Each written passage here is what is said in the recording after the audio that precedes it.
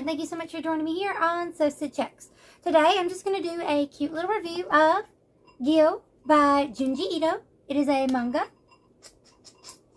And I got one of the really cute editions that goes with the Tomie and Uzumaki. So, the death stench creeps. And I think the literal translation of Gyo is something to do with, the stench. It's something to do with stench. It's like the death stench. Almost that quote, but I can't quite remember the full, title.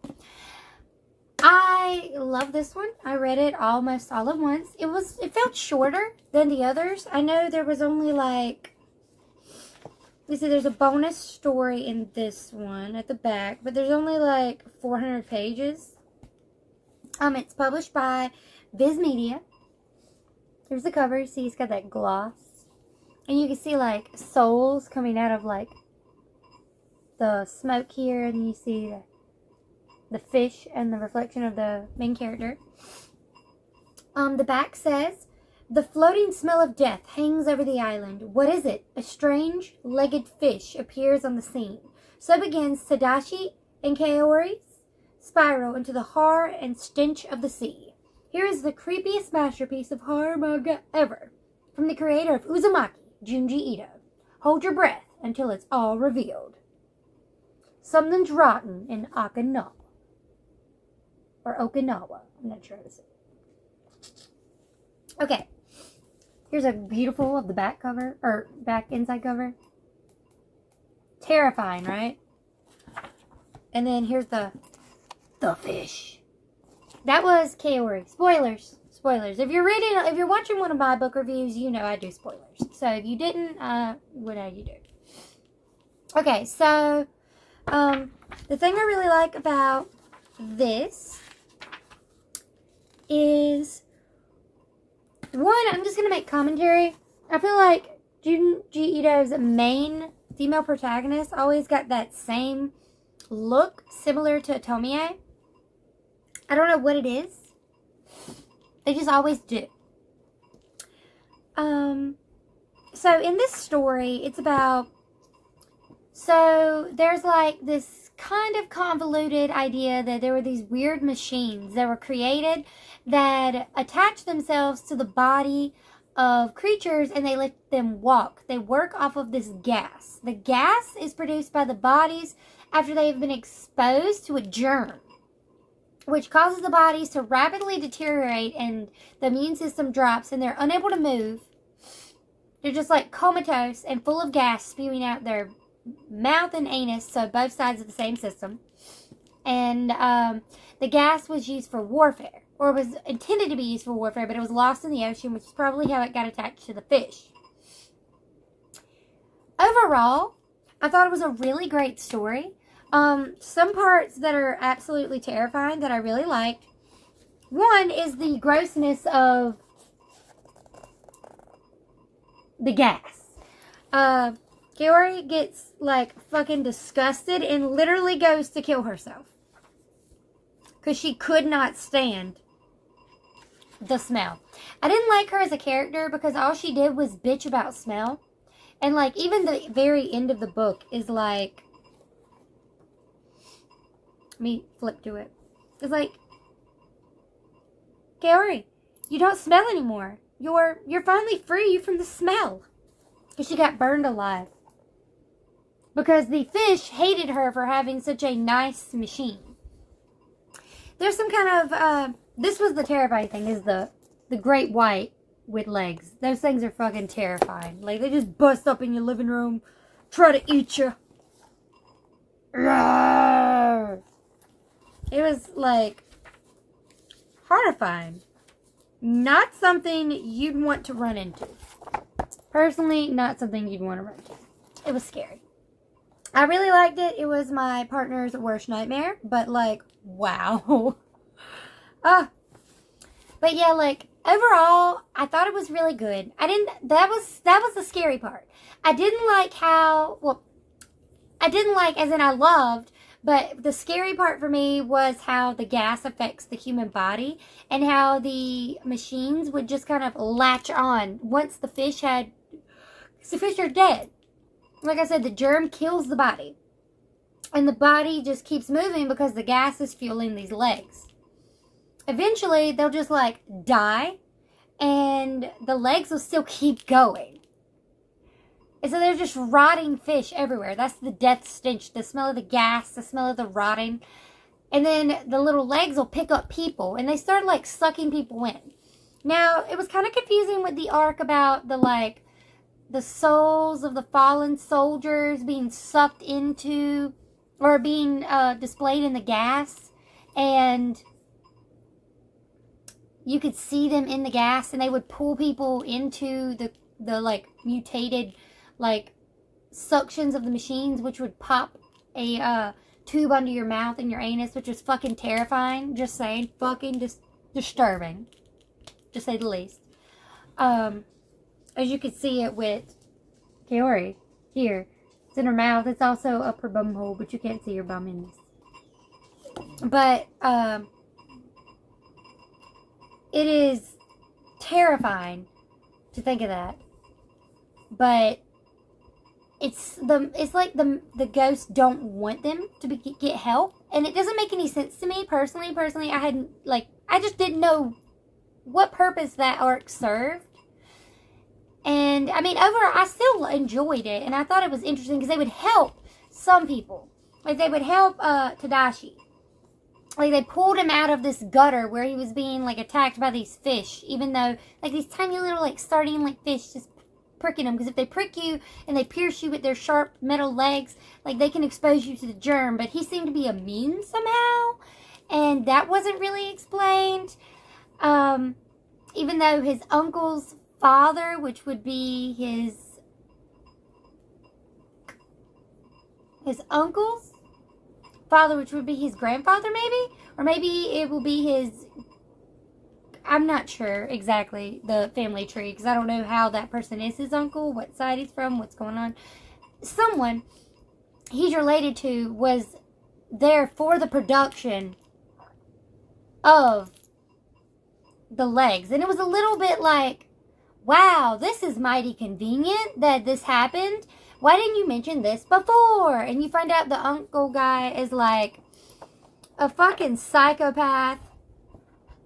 Here's what I was talking about with the spirits. Like, what the hell is going on here? You know? But it was interesting. More nightmare fuel for you. The uncle ended up being, like, a psychopath. So, like, he sees Miss... Let me find her name. She has a longer name. He sees his assistant with his nephew or whatever. And he gets super jelly. Because even though he didn't have time to date her, because the uncle himself was, like, obsessed with work, he still had the hots for her. And so, Miss Yoshiyama, so he sees her, the corpse of the uncle, controlled by the gas, because he got exposed, which he attached himself to a flying version of the legs for some godforsaken reason, unbeknownst to us. Because why would you do this? Knowing that this is a plague on humanity, why would you make it more efficient at being a plague? However, he did. He decided he wanted to fly, so he made a flying contraption. He sees Yoshiyama and Tadashi, and it triggers his jealousy for some reason. Here's this fucking blimp. Why would you do this? Why would you do this? Why would you do this? What would you do? I would not do this. He sees them, and is fueled with rage and jealousy. For some reason, his dead corpse is still sentient enough to have reason. So it's like, maybe that has to do with the like, spirits thing, but it's not really explained.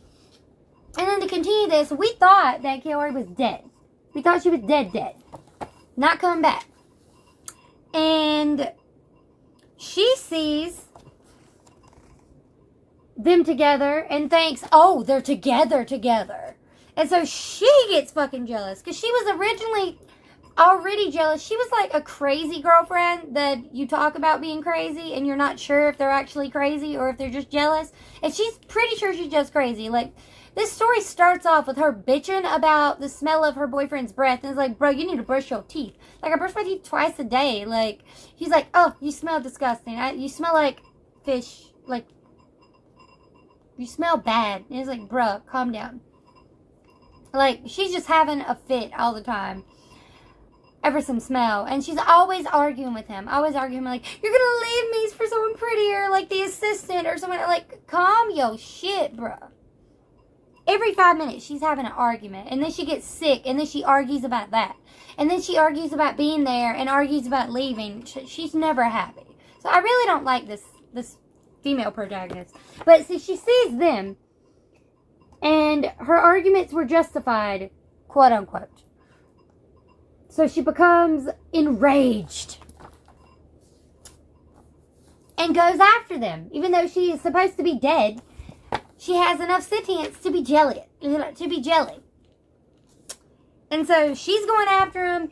He's going like fucking Hong Kong, kidnapping the bitch. And it's just a hot ass mess. And then for some reason, these opinionated corpses on stilts are upset that she has nicer, like a nicer ride because he pimped her ride by giving her new material versus their rusty ass shit that's been sitting in the ocean for years. And so they attack her. And you see that she has sentience because she reaches her hand out. And it's like, but how? Because she's supposed to be dead. Controlled by the germs. It's not really explained. But it's really good. It fits with the horror aspect is fully there. I just personally don't understand these minor aspects, and some of it has to do with the inevitability of death and like evolution, and there's a couple other little arguments you can make for the like ideas present in the book, but I just personally didn't understand those little bits. It was good, and that's the point I think I'm trying to make, is that it was good for horror. Some things weren't explained and you just have to go with, like, movie magic. But a few things were very convenient and very, like,